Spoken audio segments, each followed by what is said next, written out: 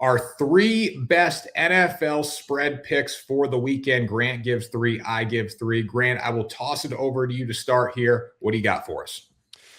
Well, we are at that point in the season where every game is pivotal. Teams are fighting to make the playoffs. They're fighting to win the division. Even if you're looking ahead at your potential matchups, do you want to face this team or not? They're going to tell you that they don't care about that stuff, but some of those teams do. You do pay attention to that. So I'm going to start us off with the team that is known for doing nothing other than winning. Now, they don't win the Super Bowl, but they never have losing seasons, and that is the Pittsburgh Steelers, of course, who I'm talking about here. I'm going to take them at -3. Now, I get it. It's on the road. It's against the Cleveland Browns. It's a winter game. Myles Garrett might set the NFL all-time sack record in this game, single-season sack record. All of that could happen. This has all of the makings of an ugly 14-10 sort of game. But if it's 14-10, that means the Steelers would cover. I look at the Browns, Shedeur Sanders, he was getting better and better, and I got to admit, I didn't think he would play as well as he did, but his career-defining game up to this point was against the Tennessee Titans. He bounces back, faces strong competition, and we see what happened to him. No touchdowns, couple of interceptions, less than 200 yards. You do that against this Steelers team, a Steelers team that I have to be honest, I didn't have a lot of respect for them entering the year, but they have continued to find ways to win football games. 3-game winning streak, beat the Lions, beat the Dolphins, beat the Ravens. They are doing the job when it needs to be done. And you're asking Shedeur Sanders, again, I get to go up against this great defense. Now that Quinshawn Judkins, maybe the best player on their offense, is done for the year, might be done for next year too. That was a horrible injury that he suffered. I just don't see the Browns scoring more than 10 to 13 points in this game. And the Steelers have proven to me they can get to 20, and that's probably all it'll take to cover a 3-point line. Yeah, I'm not sure if the Steelers are good or bad. That's kind of where I sit with them. They've gotten definitely better and better. I look at the Bills game. That was one where they fell apart late, but recently they've been, trending up, beating teams up in the trenches. My biggest fear with this one is Shedeur was kind of cooking against the Buffalo Bills defense. And the Bills they don't have a great defense, but they were able to, confuse Pittsburgh, get to them. So that would be my one fear in this game, Grant. And I also, in my head, I would think the Steelers would be more than a 3-point favorite on the road against a team like Cleveland. Maybe not because of the Browns defense and the situation with DK Metcalf not being on the field. But this one just screams a little trap line to me. Just feel that way. It definitely is a trap line. And I apologize. I misspoke. Shedeur Sanders did have one touchdown last week. I said he had none. But point being, you say he was cooking. I say he had 157 yards, 1 touchdown, 2 picks. It's not a great game. The DK Metcalf point is well taken. But, Jaylen Warren has been running the ball really well recently, and Kenneth Gainwell's their leading receiver. So I don't know. I still think they can get it done. One of the picks was a bad throw off the chest, a little behind, but still probably shouldn't have been picked. It's just a tip. I don't remember what the other one was if he threw it, but he looked good. He looked like the Browns starting quarterback. That's kind of what I mean there. It's not Dillon Gabriel. It's Shedeur Sanders. It's definitely not Dillon Gabriel. We said that all year long. Yeah, it's probably neither of them. Let's be honest. It's probably neither of them. It's probably somebody else, but Shedeur is better than Dillon Gabriel. But Gabriel's a 3rd-round draft pick, so shout out to him for getting that money.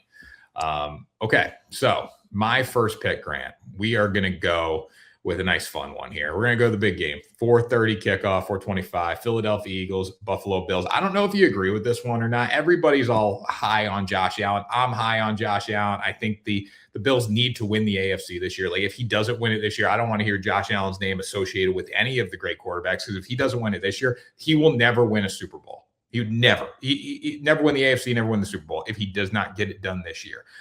So this is when he has to perform. With that being said, maybe Lamar Jackson isn't even a threat because he's fallen asleep in team meetings. So this is the year. I'm going to take the Philadelphia Eagles to get the job done here. You said all that and then you take the Eagles? It's not because of Josh. It's not. My one fear with this is the Eagles' motivation. You just win the NFC East. What is your motivation to come in here and play? You might not even have to play starters the whole game, depending on the flow of it, right? But the Buffalo Bills have one of the worst defenses I've ever seen in my life. Shedeur Sanders was cooking them last weekend. When it comes to, I believe it's against the pass here, they are terrible. I think they have a bottom 5 passing defense in the NFL. Let me pull up the I know that they are 31st in yards allowed per carry. Yeah. Okay. So it might be rush. So pass defense, they're actually good. That's my bad. It's the rush defense. The rush defense is terrible. In the Philadelphia Eagles, what do they like to do? Try to run the ball if they can do it. Saquon Barkley's coming along. Last week was great. I think he continues to have another big game here, and the Eagles defense is good enough to contain Josh Allen, where he at least can't be Superman. And the way the Bills have won this year is Josh Allen has to go be Superman. So this is just a spot where I think the Eagles are the better team. I worry about motivation, though, with them is in terms of just winning the NFCs last week. Totally understandable. I get that. I would probably lean Bills, but I'm not going to bet on that game. It's a 1.5 point line. It's going to be really close. There are questions about no team or both teams. I'm just going to sit back and watch personally. A game. So, go ahead. Can the Eagles improve their seeding? So they're 10-5 right now. They are currently the 3 seed. Yes, and that would mean that the Seahawks and the Bears are ahead of them. So they're most likely going to be the 3 seed. That's pretty. Their position seems pretty locked in right now. Yeah. Wow. All right. Well, so that's my fear there. But maybe this is the week you play the guys, and then next week you say, who cares?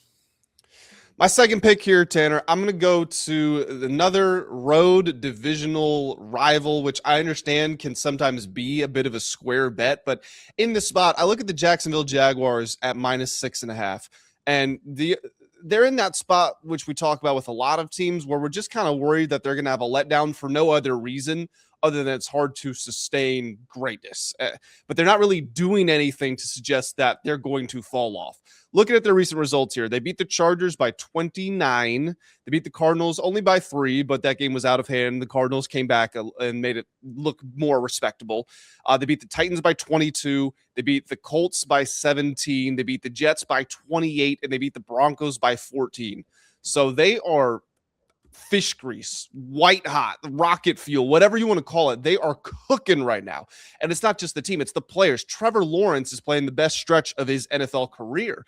Over the last 4 games, he has got, I'm adding it up right now, he's got 14 touchdowns, 0 interceptions over those last 4 games. And yes, there's a game against the Titans mixed in there, but there's a game against the Broncos mixed in there as well, who we would have said last week had the best defense in the NFL. Also, again, it's against the Colts. Well, they just beat the Colts by 17 points. Phillip Rivers has been a great story. It's been a lot of fun. And you know what? He actually looked pretty good on Monday night. But you know what else happened? They lost 48-27. This Jacksonville offense is just humming right now. All they've got to do is win by a touchdown. The Colts just surrendered 48 points. They are out of the playoffs. They're not playing for anything. I think this is a slam dunk for the Jags. Well, it depends what happens in that Texans-Chargers game. Phillip Rivers is still very much alive, according to him. He's locked in. And I think whether they get eliminated or not, personally, I think Phillip Rivers is going to come out and have a day. He's going to be slinging it all over the field. I think the Colts can cover this game. I mean, we'll wait and see. He looked all right against the Niners, but again, the defense gave up 48 points, and the Jags right now are scoring a lot. It's one about pride, though, for the defense. Like, you can't be as bad as you were last week, and they were still competitive in that game. Phillip Rivers, like, throwing motion, it's amazing that he can even still do this. Like, he can't throw a deep ball. He just must know where everybody's going to be on the field better than anybody else, and that's something we don't get with today's quarterbacks. Like, nobody's calling stuff out like Phillip Rivers. I mean, look at the Jags' recent scoring totals: 30, 29, 35, 27, 25, 36, 48, 34. Yeah, I mean, that's why the Buccaneers were good with Liam Cohen as the OC, and now they're no longer good. So he's a good coach. Speaking of the Buccaneers, I will bring you to my second pick here. I'm going to take – it's kind of it's a reverse jinx. It's a reverse jinx. I'm going to take the Dolphins plus 5.5. I hope it loses. I'm going to be honest. Don't play it. I hope it loses. But I don't see a world where Tampa Bay can beat anybody by 6 points right now. Like, I can see them winning by 3 points. I can see them winning this game, beating the Panthers next week and winning the division. I can see them even losing this game outright. Panthers lose to the Seahawks, and then they go win the division next week. But whatever that is, it's going to be within a 3 to 5 point margin. Like, I can't see it being by more than 5, just because that's not how the Buccaneers operate right now. Quinn Ewers last week, 20 of 30, 260, 2 picks, but he was slinging it around a little bit, 8.7 yards per attempt. You still have Devon Achane if you're the Miami Dolphins. you still have a defense for the Tampa Bay Buccaneers that just gives up yards and yards and yards. Like Achane is good enough to go and beat the Buccaneers on his own. The skill players for Miami are talented. Defensively, I think Tampa Bay is going to have some success in this game. Tampa Bay against Miami's defense, but they can't run the football at all. The offense isn't explosive. Baker's not taking shots down the field. So for a 5.5-point margin, that's pretty big for a team that's just struggling like crazy right now. I think they win it. I do think the Bucs win it. I think it's by a field goal, though. Yeah, this is definitely the right call. Keep it in mind here with the whole Dolphins, the warm weather thing is in effect here. It wouldn't matter if they were on the road because it's going to be warm in Tampa Bay as well, but still they're going to be playing in warm weather. They can run the football really well. Like you said, the Buccaneers I don't know what's going on. I think they've lost 6 of their last 7. Baker's been pretty terrible. The secondary looks very porous, and Quinn Ewers did have 260 yards, had 2 interceptions like you mentioned, but he was moving the football around, so this is definitely the right side to be on. The Buccaneers could end up covering, but they haven't given you a reason to suggest they will recently. Yeah, that's my reason here. And I do think the Bucs still win the division. It's crazy they're favored to still win the division. And it makes sense they could drop this game, and most likely Seattle wins on Sunday. And then you get a situation where next weekend is the championship game. Also, if the Bucs win, it's the championship game by default. So I think the Bucs win. It's 5.5 is a lot. My third and final pick here, I'm going to take the San Francisco 49ers -3 against the Chicago Bears. Now, the Bears have been doing a great job. 11-4. It's a huge turnaround. It's interesting the way that they're getting this done because they've had some close calls. They beat the Raiders by a point. They beat the Commanders by a point. They beat the Bengals. It's 47-42. They beat the Giants by 4, the Vikings by 2, the Steelers by 3. So again, a lot of close calls recently. Not that they've not beaten good teams. They beat the Eagles. They did lose to the Packers, but they bounced back and then beat the Packers after that. So just an interesting team. I think what's indicative or representative of them is when you hear Ben Johnson talk about them, Ben Johnson always says, look, we're still not doing these things. We still need to get these things right. So they are definitely a good team. There's no doubt about that. But are they the typical second seed in a conference? I'm not sold on that right now. And I'm also not sold on it with the 49ers. But I can't help but look at what they've done recently. They're on a 5-game winning stretch. They win by 19 against the Cardinals, 11 against the Panthers, 18 against the Browns, 13 against the Titans, and then 21 against the Colts. And I get that that's not the best group of teams there, but the defense has survived as an onslaught of injuries. Christian McCaffrey ran for 100 yards. He's looked really good recently. Brock Purdy had 5 touchdown passes last week. This is a team that's kind of weathered the storm. And I get George Kittle got hurt in the last game as well. We'll see if he plays or not, but they've weathered the storm. They're getting their feet back under them, and all of their best players are playing very well right now. So coming off of a game where you score 48, they're going to be extremely confident. Kyle Shanahan's defense is going to be familiar with how to take down a Ben Johnson offense because that's what they practice against every day. So I'll take the home team.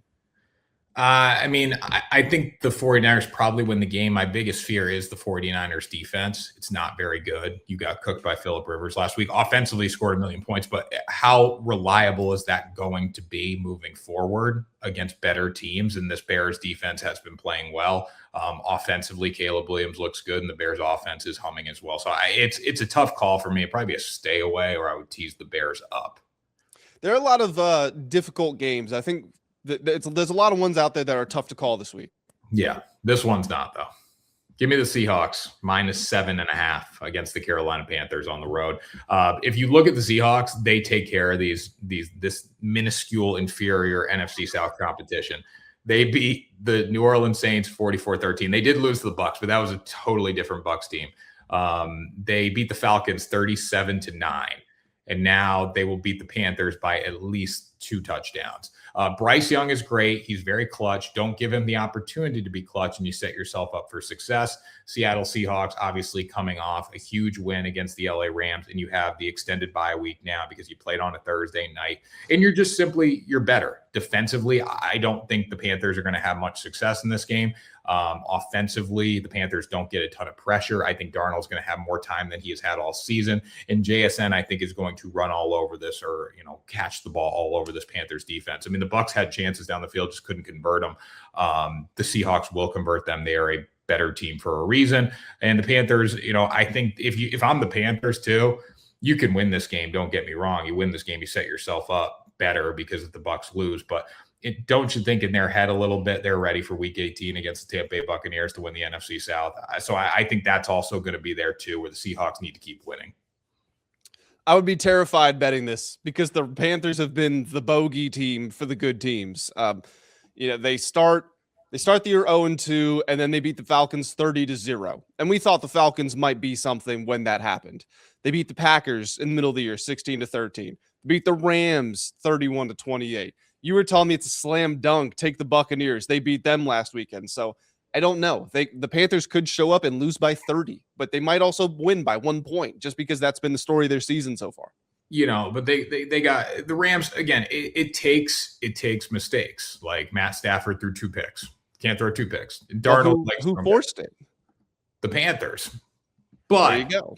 They're still not good, Grant. They've won twice as double-digit underdogs. They're a 7-point dog, so that's fine. They're not going to win again.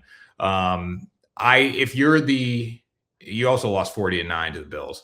If you're the Carolina Panthers, this game does not matter to you. In no world does this game matter to you. You are ready for Week 18 against the Buccaneers for the NFC South title, and I think we're going to see them play like that. I mean, I guess we'll find out. Sam Darnold, though, by the way, 3rd most interceptions in the NFL. Mistakes could happen.